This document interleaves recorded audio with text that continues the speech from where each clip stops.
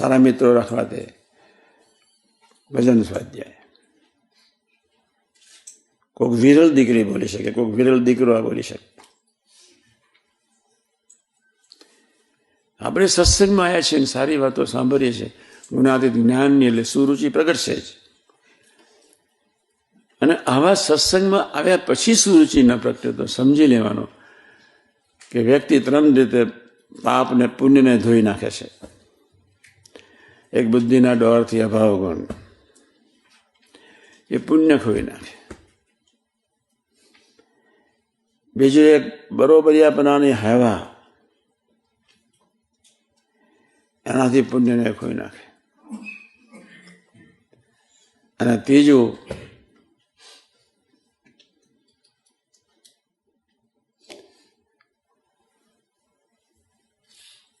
ગુણાતીત પુરુષોના દાસત્વમાં નહીં ડૂબવાના કારણે સાત્વિક અહંકાર. પુણ્ય ખોતા જ હોય. સાત્વિક માણસો બહુ દુઃખી હોય. સાત્વિક માણસો પ્રભુના બળે ન જીવી શકે. એટલે એને ગુણાતીત પુરુષોમાં જન્મ દરેકમાં વચ્ચે છે કંઈક સાત્વિકતા હોય જ. સાત્વિક માણસ કઈ પ્રસંગ બને તો ભજન ન કરી શકે. એ કે રસ્તો શોધવા જાય, અને આમ કર્યું છે અને આમ કર્યું છે, અનુકરણ આ છે, આમ છે, સોલ્યુશન કાઢવા જાય. રાશિ તામ છે તો પ્રસંગ બને એટલે સીધો ભજન કરવા જ બેસી જાય. અને સાત્વિક માણસ ભજન કેવળ પ્રભુના બળે જીવી શકાતું નથી. એ વાત પછી પણ તમે એટલું પાકું રાખજો કે મને ભૂલ દેખાડનાર કોઈ થવા જોઈએ જ. 1-2 મિત્રોને કહી રાખો કે મારી કોઈ ભૂલ થાય તો દેખાડો. તમારા ઘરમાં કોઈ વડીલ હોય ને તમારા કરતા આગળ હોય સાધના માર્ગમાં, એની સરળતા, સુહૃદ ભાવ, ભક્તિ, ભજન કોઈ વ્યવસ્થિત હોય, એની નિયમિતતા વ્યવસ્થિત હોય, તો એવું પાત્ર તમને કંઈ કહે તો આપણે પોતાની ભૂલ જોવા. કોઈ વ્યક્તિ જ્યારે આપણને ભૂલ દેખાડે, એમાં જ્યારે ભગવદી જ્યારે આપણને ભૂલ દેખાડે ત્યારે ખૂબ રાજી થવું.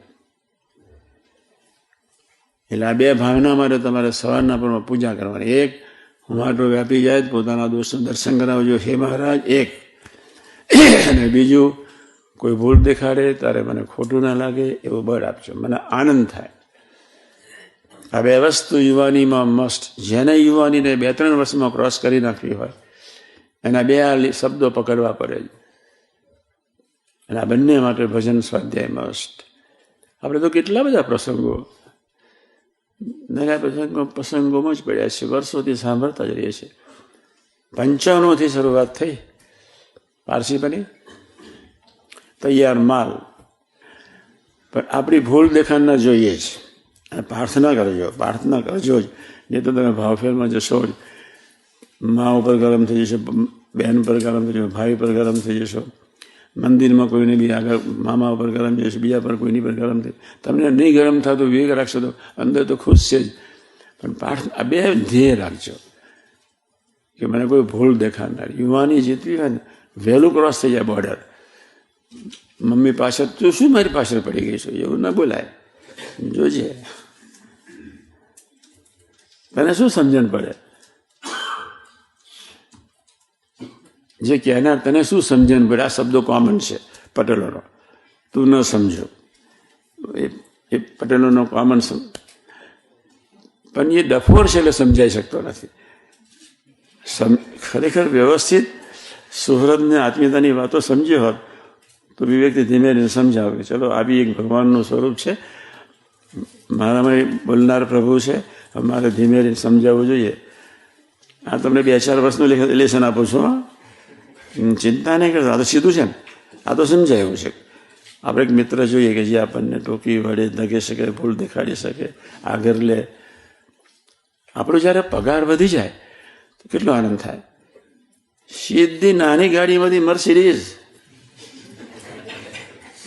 પેલી નાની ગાડી કઈ નામ છે, નિશાન.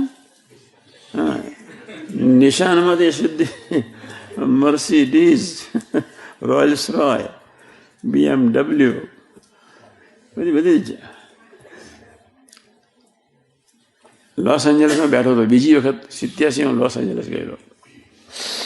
એક છોકરાનો પગાર $7 હતો, $7. પછી મેં દૂરથી જોયો, કોર્ટયાર્ડમાંથી બેઠેલો. હું બહાર જઈને લોનમાં બેસી જાઉં, શરીર બહુ સારું, ઠંડી ઓંટા માર્યા કરે, બરફ પર ચાલુ, મને કાંઈ થાય નહીં, ભૂલાડી દીધું સ્વામીએ. પછી પેલા છોકરાની ચાલ દૂરથી મેં જોઈ. મેં કહ્યું આજે કંઈક આપણા માટે કંઈક સારું લઈને આવતો લાગે છે. મેં કહું એટલા બધા આનંદમાં આવે છે, એટલા બધા આનંદમાં આવે છે કે આપણે મેં કહું આપણે આજે ફાયદામાં છીએ. એટલે મને પાણી છૂટ્યું, પેલો ઉમંગથી આવે. પછી મેં ધીમે પૂછ્યું, કેમ તું આજે બહુ આનંદ? અરે સ્વામીજી 7ના 17 થઈ ગયા, પગાર વધી ગયેલો. આનંદ રહે ના રહે, ચાલ બદલાય, ઉમંગ આવે, નેચરલ છે. મેં કીધું પછી મેં મન માર્યું, ભલે આજે નહીં મળે, મારું ગમે તારે મળશે તો. $17 થઈ ગયા, આપણે પછી પાસેથી જેટલું જોઈએ લઈ લેવાનું.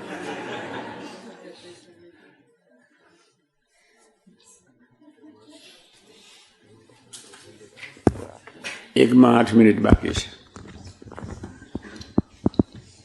હજુ 88નું પ્રવચન બાકી. હા, મને એમની વાણી ગમે એટલા માટે. 88ની વાણીમાંથી મને કદાચ કશું જ ન મળે, કદાચ કશું ન મળે. હું જાણતો જ બોલ્યા કરે, તો બી એના હૃદયનો જે રણકાર છે એ મન બુદ્ધિ ચિત્ત અહંકારથી સંમલિત નથી, ચોખ્ખો નીકળે. મોસ્ટલી બધાની વાણી એમાં કોઈ અહંકાર ભર્યું હોય, ચિત્ત ભર્યું હોય, બુદ્ધિ ભરી હોય, સાત્વિકતા ભરી હોય, કંઈક ને કંઈક બિચારા બોલતા હોય. યોગી માને સીધી સાદી 6ઠું જ ચોપડું પાસ કરેલું, 6ઠ્ઠી જ બહુ, ડબલ ગ્રેજ્યુએટ નહીં,